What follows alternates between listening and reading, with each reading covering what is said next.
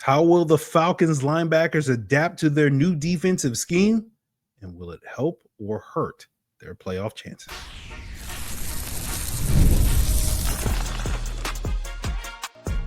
You are Locked On Falcons, your daily Atlanta Falcons podcast. Part of the Locked On Podcast Network, your team every day.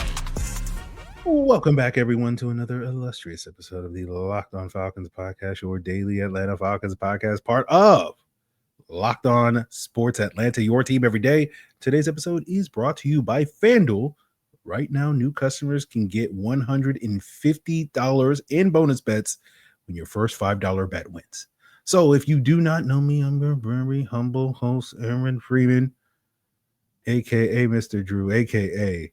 the iron that sharpens the iron, a.k.a. Mr. a.k.a. And I've been covering the Atlanta Falcons for almost 2 decades, formerly at falcfans.com, RIP, still going strong on this illustrious Locked On Falcons podcast. We're coming up on 9 years this November, and I appreciate each and every one of you that have been going strong with me either for those 9 years or just for the last 9 minutes, okay? Appreciate all of you that are everydayers of this pod that makes this pod your first listen each and every day. And all you have to do to become an everydayer, guys, is subscribe or follow for free on YouTube or wherever you get your podcasts. So today we are continuing our positional breakdowns ahead of training camp, looking at the linebackers, but we'll also be talking a little bit about the receivers because Drake London's, payday in the future, his financial future, may be impacted by the big contract just handed out by the New York Jets to Garrett Wilson. So we'll talk about that at the end of today's episode.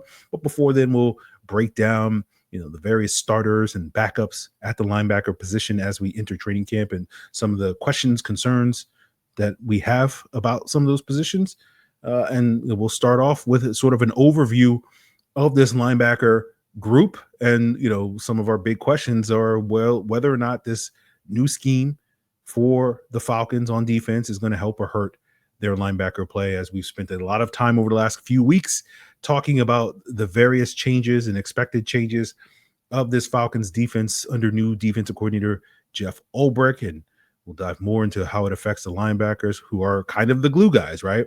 The front end, I think, when it comes to the defensive line and pass rush, as well as the back end with the secondary, are really kind of the engines that drive this defense. But, the linebackers are kind of the glue guys that marry the front end and back end together.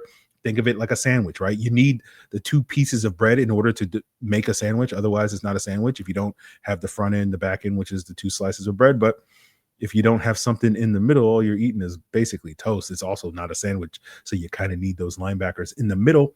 And I think in a lot of ways, this scheme has the potential to make either the linebacker performance, their job, harder or easier, right? And I know Kaden Elliss has talked a little bit about how so far this offseason, how it's refreshing to have linebackers at the top of the defensive decision-making, with Jeff Ulbrich being a former linebacker as the Falcons defensive coordinator, Mike Rutenberg, aka Rudy, as their defensive passing game coordinator, also a guy that has a lot of experience coaching linebackers and whatnot, and feeling like that's going to help this unit. And I think there's some logic behind that, with this defense being that sort of attacking front, right? It's going to allow linebackers potentially to be able to shoot gaps, make a ton of plays in the backfield, and that will be very beneficial for this Falcons defense. To kind of think of it like an explosive offense, where if you can generate those negative plays, you can put offenses behind the 8 ball, and that's going to allow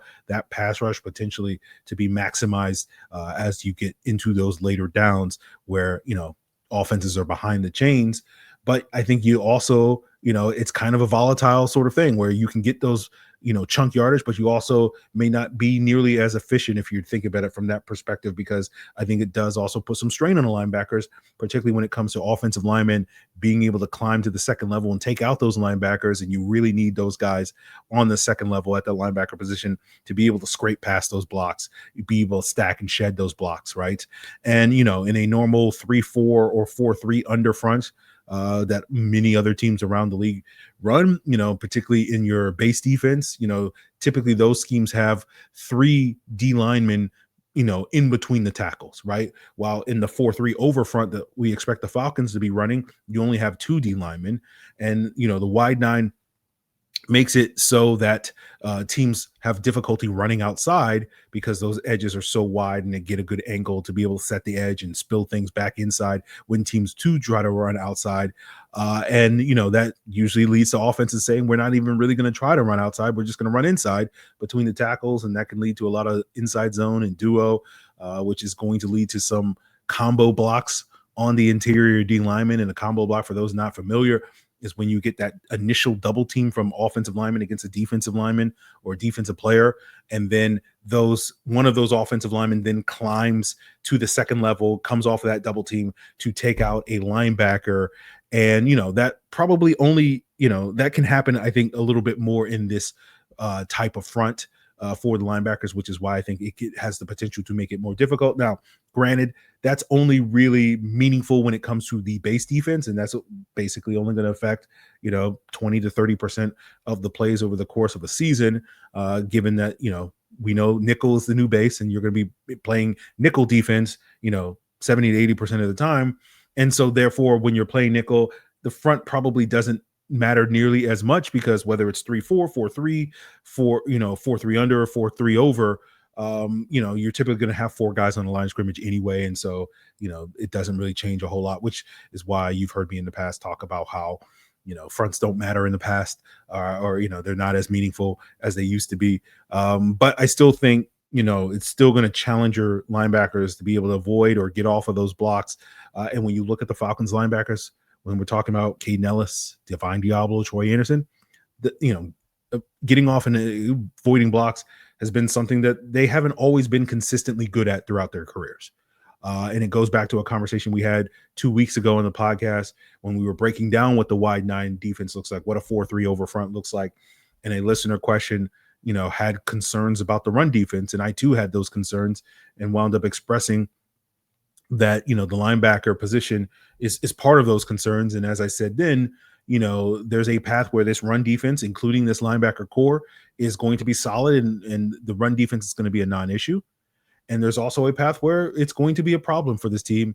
And, again, if you want to get my insights into why that is, go back and check out that episode. I believe the July 3rd and July 4th episodes where we talked about those things exclusively. But, we'll see what the Falcons linebackers wind up doing. There's certainly a path where if it is a problem, we're looking at this linebacker position as potentially one of the biggest needs for this Falcons team, going into next offseason, or we'll just look at it and be like, hey, this is a solid group. We're good to go. And now we need to address other concerns elsewhere on the defense and offense or wherever the case may be. So we'll see what the Falcons linebackers wind up being this upcoming season. But we'll, one of the ways that we can talk about that a little bit more is get a little bit more granular, talk a little bit more about the individual components that make up this Falcons linebacker core. And we'll start that conversation with Kaden Elliss and ask sort of the key question with him is, will he get as many pass rushing opportunities this year as he has last year? And how will that impact his play as a whole? And we'll do that as we continue today's Locked On Falcons. So we all love summer sports, and just because the NBA season is over and the NFL season has yet to begin doesn't mean that FanDuel isn't still the best way to get in on all the baseball, soccer, golf, tennis action, WNBA, NBA Summer League that is still going strong. And since you already follow all that action, why not make it a little bit more thrilling with FanDuel?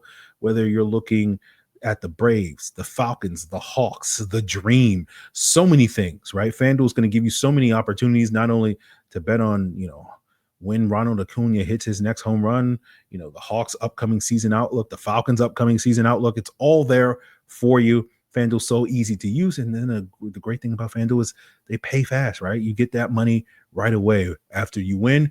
And you definitely want to win, because if you go and head over to FanDuel right now and sign up as a new customer, you can bet just $5. And if it wins, you get $150 in bonus bets when or if that first bet wins. So all you got to do is open the FanDuel app today or visit FanDuel.com to take advantage and get started. So talking about Kaden Elliss, the question about him is going to be, will he get as many rushing opportunities as he has in the past? Now, I think we'll see plenty of rushing opportunities for Kaden Elliss this upcoming season, but what's notable is you look at the numbers, and basically Kaden Elliss had 3 times as many rushing opportunities this past year as any linebacker for the New York Jets had in the last 4 years that Jeff Ulbrich was there. And obviously the reason why Kaden Ellis's opportunities were so high is because the Falcons really needed him to rush a quarterback because of their inability to get reliable pressure before, and hopefully they will be able to solve that problem with their pass rush moving forward. But, will that mean a drop in opportunities for Kaden Elliss? And, again, you can look at it from a positive perspective, which is, hey, the less opportunities Kaden Elliss gets, the better for the Falcons defense overall, because that means they're getting rushed for with opportunities. But maybe that's not a great thing for Kaden Elliss as an individual. And the question, of course, is going to be, there probably will be a drop because, again, I know it's a crazy thing to say on this podcast, but we're optimistic about an Atlanta Falcons pass rush. I know the words coming out of my mouth that doesn't make any sense, right? But because of that optimism, we do expect some drop off. But how much of a drop off? And again, will that mean that we'll get the best version of Kaden Elliss this year? We know he's an A+ pass rusher, relative to other NFL linebackers. But when we look at the other aspect of playing linebacker in this league, coverage, run defense, he's arguably closer to like a B- type of player, right? Closer to sort of league average when it comes to that. And therefore, if he's doing more of that this year, does he, regress back to the mean and be more and have more of an average season? And, not only does that potentially impact the team as a whole, but it also, again, impacts Kaden Elliss because this is a contract year. He just turned 30 last week, right? He's been the heart of this defense in terms of being that sort of fixture in the middle for the past 2 seasons. Will he continue to be that beyond this upcoming season? If this is his last year in Atlanta, does he go out with a bang? And I recently saw ESPN sort of NFL executive linebacker rankings looking at the top 10 linebackers, and they had very similar players to Kaden Elliss in the top 5. Zach Bond with the Eagles was number 3 on those composite rankings. Frankie Louvu with the Washington Commanders, number 5. 2 guys that really make a name for themselves as pass rushers. And Kaden Elliss got some votes from those NFL executives, but I think it was a total of like 31 different linebackers got at least a vote. And at least based off of how they formatted it, it seemed like he was towards the bottom of that 31 guys, right? The 30th best linebacker based off of the voting, as opposed to a guy that is a top 5 guy. And, frankly, again, no knock against Zach Bond and Frank Lulu. I'm sure you can argue are better than Kaden Elliss, but I would argue that they're the same type of linebacker that Kaden Elliss is, but those guys are perceived to be some of the best in the league because they play on playoff teams.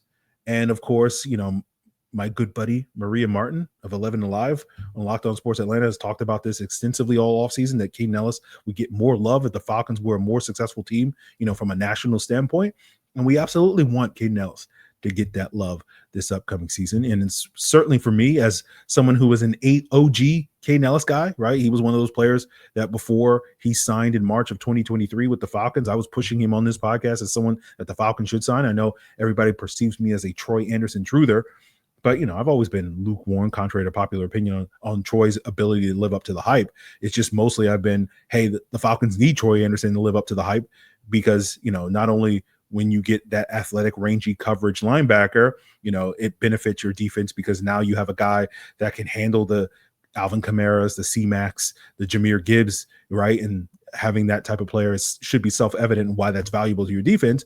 But if Troy Anderson can do a lot of heavy lifting in coverage, that means Kaden Elliss can do a lot more as far as impacting as a pass rusher. And as they say, right, you can never have too many pass rushers in this league, and especially that's true for the Atlanta Falcons. But when it comes to doing a lot of that coverage stuff, that now falls to Divine Diablo. And, essentially Divine Diablo is kind of Troy Anderson 2.0, right? That all the things that the Falcons want to see him do are the same things we've been saying for 2 years now, wanting to see Troy Anderson do, which is be that high level impact coverage guy, add some speed, range, just a dash, a little sprinkling of blitzing as well, being that, triple threat at the linebacker position. And the question is, will he do those things? We'll see. Again, I don't have a whole lot to add about Divine Diablo because it feels a lot of ways deja vu with the conversation we've been having the last 2 years about Troy Anderson. There are flashes when you watch Divine Diablo these last few years with the Raiders.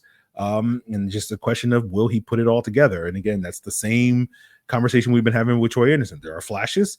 Will he put it all together? Now, with Troy Anderson, those, not having those flashes had a lot to do with him constantly being injured, with Divine Diablo. He's been a lot more durable. He's had dealt with some injury issues the past couple of years, but certainly a guy that you seemingly can trust to play at least 12 games a year, as opposed to Troy Anderson, where it's like you can only really trust him to play 2.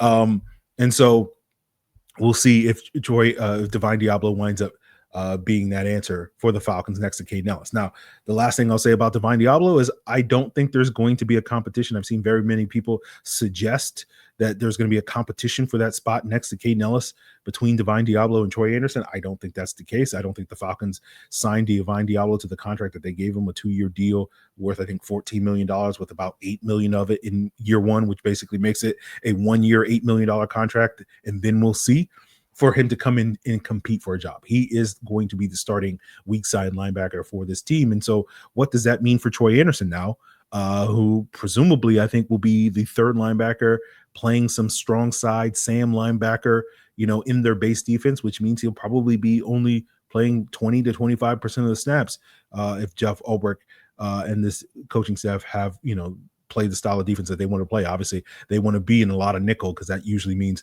hey, we're playing with a lead. We can rush get after the quarterback, all that sort of stuff. So, the key with Troy Anderson, same conversation we've been having for 2+ years now. He's got to stay healthy, right? And that remains the biggest concern with Troy Anderson as we go into his 4th summer in Atlanta. He also is in a contract year. And from all we've been told so far this offseason, he's still working back from that knee injury that caused him to miss 10 games last year and parts of 3 other games last year.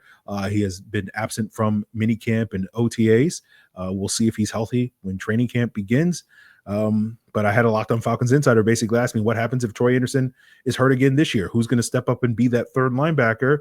And, while we know that the Falcons' initial plan is to have Jalen Walker be an edge rusher, at least initially, I think there's a world where by the end of the season, we start to see Jalen Walker maybe steal some of those snaps as a third linebacker. Obviously, I think probably the go-to option and between now and then is J.D. Bertrand. I think will be sort of groomed behind Kaden Elliss as that middle linebacker that potentially could be an insurance policy, a possible replacement for Kaden Elliss should he walk next year. And we could be seeing J.D. Bertrand starting in 2026. And I think if you want to feel great about that potential outcome, you want to see a significant jump for J.D. Bertrand this summer going into year 2, where we see him kind of dominating in some of these preseason games against, backups and all these various things that make you go like, oh, this guy's, a starting caliber player if he can dominate against these backups like that, right? And so there's absolutely a world where, he's able to take that and catapult to maybe leapfrogging a Troy Anderson as that third linebacker, particularly if Troy Anderson can't get out of the trainer's room. Now, when we look at the overall roster and camp competitions at this linebacker position, the 4 players I've mentioned so far, Kaden Elliss, Divine Diablo, Troy Anderson, and J.D. Bertrand, I think are virtual locks to make the roster. The question to me is, will the Falcons keep a 5th linebacker just to have some extra depth? We saw that being an issue for this team, where there's kind of revolving door between Josh Woods and Rashaan Evans and Monty Rice as that sort of 5th option. Woods is potentially going to return as the front runner to be that 5th guy, but he'll be pushed by guys like Caleb Johnson, 2 undrafted free agents like Malik Verdon and Nick Kubitz. The last guy we should mention at this linebacker position is D'Angelo Malone. According to our buddy Joe Patrick of 92.9 The Game, Malone was getting some off-ball linebacker reps during OTAs. And the question is this a serious move, or the Falcons just sort of dabbling and dipping their toe into this? Is this a permanent move? And this feels like a move that's kind of years in the making. And we'll see if that's true, how Malone will adjust to that. If you recall, we talked about the possibility of D'Angelo Malone moving to an off-ball linebacker way back in the summer of 2023 ahead of that training camp, talking about him sort of following the blueprint set by Kaden Elliss, who came in the league as an edge rusher, was moved by the Saints to an off-ball linebacker, spent 3+ years before he finally got an opportunity to sort of that breakout year in 2022 in his 4th season. But, Elliss had 3 years to develop as an off-ball linebacker. Malone's really going to get 1. This is kind of a make or break summer for him. He's definitely on the roster bubble as we head into training camp as a former 3rd-round pick for the Falcons in 2022.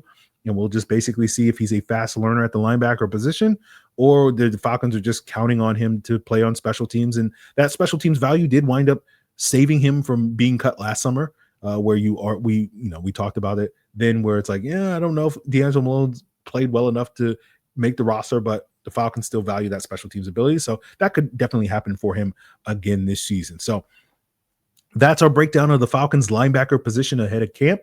We'll give special teams the love it definitely deserves probably tomorrow on the podcast, and we'll potentially talk about more of these linebackers, including Malone and especially Troy Anderson's potential contributions on special teams. But let's wrap up today's Locked On Falcons discussing the latest on Drake London's financial future due to the big extension the New York Jets just gave Garrett Wilson on Monday as we wrap up today's Locked On Falcons.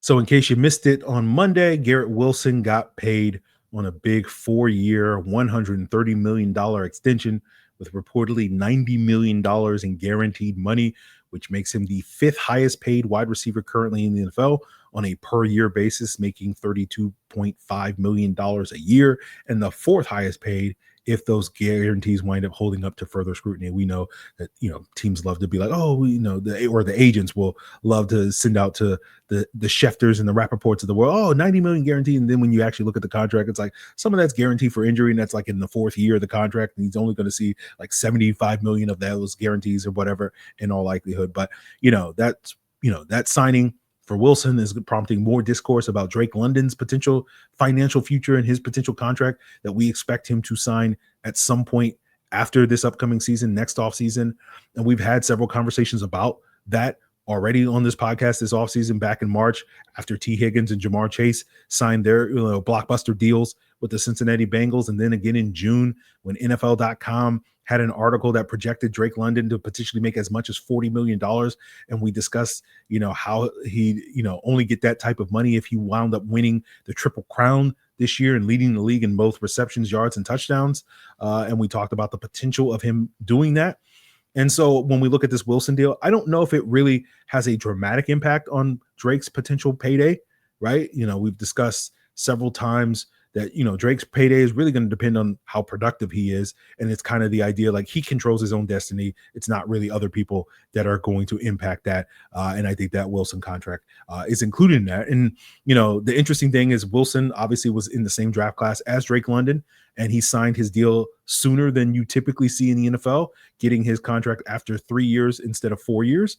And I think the main reason for that is reportedly Garrett Wilson wasn't the most thrilled to be still in New York after last season. There were various reports and rumors back in December that he would potentially demand a trade if Aaron Rodgers was brought back to the team as a quarterback. And, obviously that wasn't the case, but it sounded like, maybe not to the same degree as it was with Myles Garrett in Cleveland this past offseason when he was basically threatening to retire or whatever. But, the Browns paid Myles Garrett, and that made him happy. And I think the Jets paying Garrett Wilson is now going to make him happy, as they say, money talks, right? And so, it leads to a lot of people wondering, like, why can't the Falcons do that now? And they technically could. Again, NFL teams, I believe the rules allow them to be able to pay players out after, they're drafted after 3 years in the NFL. I don't think you can do it before that time.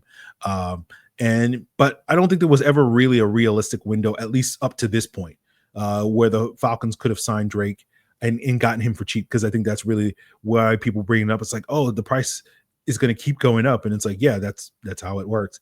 And so, I've seen people say like, they should have signed him earlier. I know a lot of Locked On Falcons insiders were like, I wish that they would sign him sooner versus later back in the offseason when we were talking about this back in like March and whatnot. But I think you got to be reminded of the timeline for the wide receivers, right? You go back to April of 2024.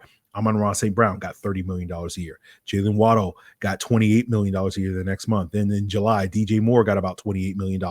Brandon Ayuk got $30 million in August of last summer. Then this past March, at the beginning of the offseason, even before the league year began, I believe, DK Metcalf got $33 million, or right when the league year began, when that trade became official, he got $33 million. Then a week later, T. Higgins, Jamar Chase, they get $29 and $40 million respectively. And so I think the ship, basically what I'm saying, the chance for the Falcons to save a significant amount of money in the idea of like they could have signed Drake London for under $30 million, which is what I think is the implication there. That ship to me sailed a very long time ago. That like once you get into that $30 million range, which I think the Falcons and Drake have been in basically since last summer, I don't think there's any harm in really waiting. Because frankly, as I said back in March, you kind of want to see how Drake and Penix, work together for a full season, right? We've only seen glimpses of it. You want to kind of make an informed financial decision after a full year of your hopefully QB1 and franchise quarterback, as well as your wide receiver one working together. For all we know, again, I'm not saying this is likely, but for all we know, it's Darnell Mooney that emerges as the number one wide receiver, and you're going to feel really stupid paying Drake London $30 million for him to get, 90 targets this year, and Mooney's getting 140 targets or something like that. Again, not saying that that's going to happen, but again, that's why you kind of wait. And so, the reason why people are so excited about Drake London working with Penix is they look back at that 3-game sample, and if you missed it, if you extrapolate those final 3 games and Drake's production over a full 17-game season, Drake was on pace for 125 catches, almost 2,000 yards receiving and 11 touchdowns. But the part that people conveniently leave out of that conversation is that Darnell Mooney didn't play against Carolina, which is why Drake's numbers really spiked in that game. And it's one of the reasons why when I see people projecting Drake to have this monster year based off of that 3 games, I think that only really happens if Mooney misses a significant chunk of time this upcoming season, which we don't want, or the Falcons are just so bad this year that they're constantly playing from behind, and so therefore throwing the ball a bunch, which again, we don't want. So when you look at those 2 games where Mooney was healthy and extrapolate Drake's number, it's a much more reasonable, air quotes, reasonable 100 catches for 1,400 yards. And to me, when it comes to Drake's money, it's like, I think once you get past $30 million, the idea of like, we're going to start pinching pennies kind of is pointless. Like, those contracts are so big that they're going to be restructured almost every year anyway. And so like, you're not really going to be saving, you're just going to constantly be kicking that can down the road. And it's not as if, oh, well, we only gave Drake London $30 million and now we won't have to restructure those contracts in the future. And now that we're giving him $35 million, we constantly have to restructure. And so therefore we're not, they're all kind of lumped together. So like you crossed that threshold a long time ago. Like when you're paying anybody over $20 million in today's NFL, you're going to be constantly kicking that can down the road and restructuring money. So like, to me, 30 versus 35 is pretty negligible at that point in time. So, and then the other factor is, the potential precedent it sets for future contract negotiations. And I know fans don't care about this, but I know front offices certainly do. Like if you do a deal for Drake after 3 years, instead of 4 years, which has been the Falcons precedent ever since they drafted Julio Jones back in 2011, that potentially opens the door for Bijan Robinson and Michael Penix and James Pierce and Jalen Walker, to potentially hold out in the future when they don't get a deal done after 3 years. And I'm absolutely for players getting paid. We are definitely pro labor here on the Locked On Falcons podcast. But I think you got to work in the system, right? And the system says that we're going to wait till after 4 years to pay these guys. And so that means Drake London gets paid in 2026. Bijan Robinson gets paid in 2027. Michael Penix gets paid in 2028. And then James Pierce and Jalen Walker are up for their big extensions in 2029. And then you look at the situations going on with Cincinnati and Shamar Stewart's holdout, as well as 30 of the 32 unsigned second-round picks. Again, shout out to Terry Fontenot for trading up and the Falcons avoiding this specific headache of not having a second-round pick this year. Oh, Terry, you're such a genius. The clairvoyance that you saw that you're going to avoid this minefield. But the reason why those holdouts exist is basically because of precedent where one party or the other, the player or the team, is trying to change the previous precedent, and the other party is basically, no, we're drawing a line and saying we're not crossing that line. And so that's why I say front offices care about precedent. So it does matter. So ultimately, I don't think waiting to pay Drake is a fair criticism. There really wasn't an opportunity to pay Drake and save a significant amount of money.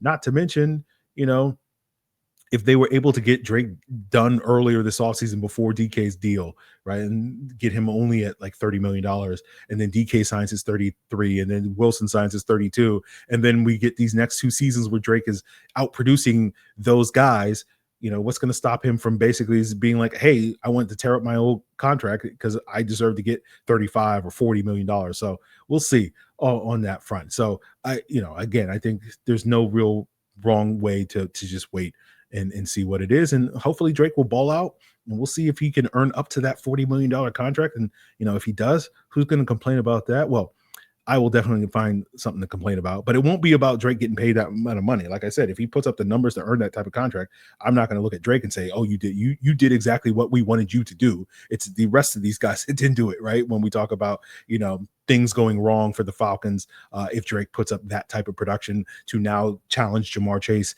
to be the highest paid wide receiver in the NFL. Drake, no, it's not your fault, Drake. It's not your fault. Okay. So we'll see what, happens with Drake London this upcoming season. If you're curious, and we'll see, this probably change between now and the beginning of the season. But right now, when I'm thinking about like the high end output of Drake, not necessarily the max case, because again, to me, we could project higher numbers, but again, that assumes that the Falcons are bad and Mooney misses time, which we're not going to project at this time. But let's just assume sort of a healthy Falcons offense. To me, the high end output for Drake London, I think it's probably like north of 160 targets, and that probably means that he'll probably catch somewhere between 100 and 115 passes this upcoming season, and depending on how many yards he gets will be determined by whether or not a lot of those are sort of underneath or the vertical plays, which it could go either way. And so I would project Drake at this stage probably to be between 1,300 and 1,600 yards this season, and hopefully with a healthy offense you'll see 10 plus touchdowns for Drake this year. And so if I'm looking at those projections as a high end, I would guess, again, we'll see how it all plays out, but I would guess that probably puts Drake somewhere in that 33, just shy of CeeDee Lamb's $34 million, or maybe north of that, just shy of Justin Jefferson's $35 million. I would be surprised at this point without like a, dominant, he's the best wide receiver, the most productive wide receiver in the NFL, for him to be able to, get more than the 35 that Justin Jefferson is, but it's not out of the realm of possibility. So we'll see on that front. But tomorrow we'll get more into, continue our camp previews by getting more into, the thing that matters the most. It is that special teams.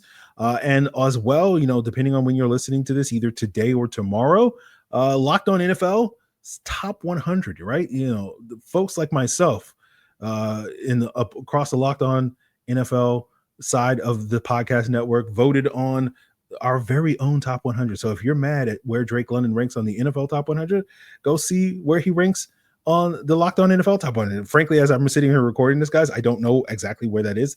They're keeping it a surprise, but you can check that out again on Locked On Sports Today, beginning Wednesday, July 16th at 10 a.m. Make sure you subscribe to Locked On Sports Today on YouTube or wherever you listen to podcasts.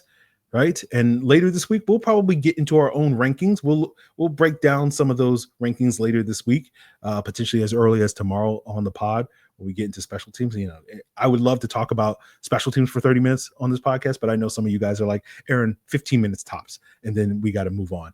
But later this week, we'll probably be also doing our own variation of rankings, maybe in the NFC South. Well, we'll potentially rank, the top 5 quarterbacks so that we can, talk about Kirk Cousins and where he stacks in the South, and as well as maybe some of the offensive players and defensive players. So that's all in store for you later this week on the podcast. I'm not a huge fan of rankings, but it gets the people going because they're so provocative. So we'll see if we can get into that later this week. So continue to make Locked On Falcons your first listen on YouTube or wherever you listen to podcasts. Check out Locked On Sports Today as your second listen. It is all part of Locked On Podcast Network, your team every day.